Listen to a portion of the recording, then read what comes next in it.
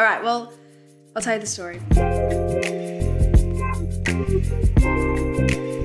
So there was a song in Blonde called Self-Control. I was like in love with that song. I would just keep it on repeat. Sometime last year, I wrote down this line, I'm losing my self-control, but I'm thanking God for Frank Ocean. So it was about my connection to that song and the story behind the connection as well. And then I just found this melody and incorporated those lyrics. And then the rest of the song just poured out. I think I wrote it in half an hour. It was crazy.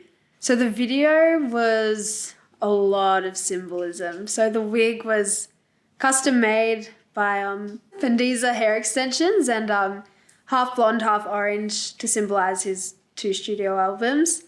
And I had Cleopatra up there because he mentions Cleopatra in pyramids. So I had my pyramids on the piano too because I'm Egyptian. So everything kind of just tied in together. But I wanted it to be really raw, and that's why it was a live version and acoustic because, I wrote the song here, so I wanted the video to be that. These are all posters that I got from her Mrs. Carter show. Yeah, I saw that show 5 times.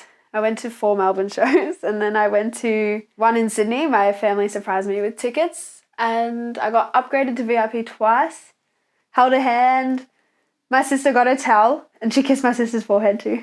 And yeah. I think it's fair to say that she's probably the reason that I started singing again and wanted to pursue music and why I danced as well growing up because I just saw her doing everything and I was like, I want to be like Beyonce.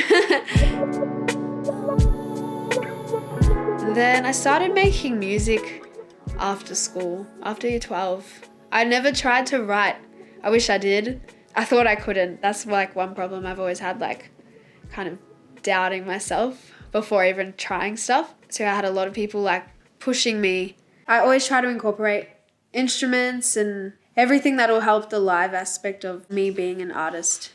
I want a band in the future and I would just love to do the whole one take recordings eventually, sit in a studio with a whole band and record a track that way. The way I make music, I like to write in front of the window. I just kind of sit on the floor because the sun comes through there during the day. And I actually have a photo on my Instagram and there was a mirror in there and the piano was behind me and I captioned it, location of peak creation, because I write there's been a lot of songs that are kind of my favourite songs that I've written that I wrote down there.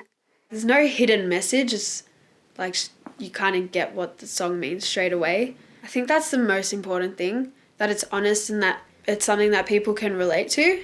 I don't want to ever feel like I'm trying too hard to execute a sound that's not even mine. But at the same time, it's super scary because I don't like talking about my feelings. But you hear my whole life story in the songs. I feel like I've always had a big issue with social media.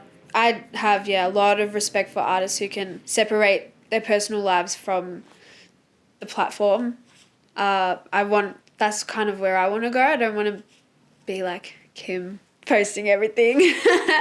Frank Ocean and as we said, Sade before. But we barely know anything about them, but they're such respected artists. Their music is amazing. It's timeless. You can get so trapped and go into this cycle of looking at what other people are doing and comparing your life to that.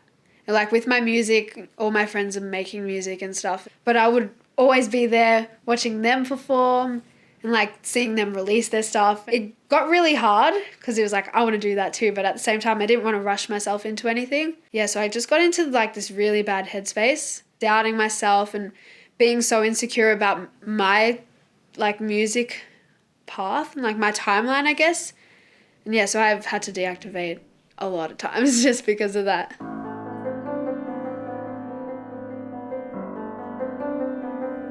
Music is vulnerable and you let people in when you share that. Yeah, but it's what I want to do, and I want people to connect with it and to feel something, so got to get used to it.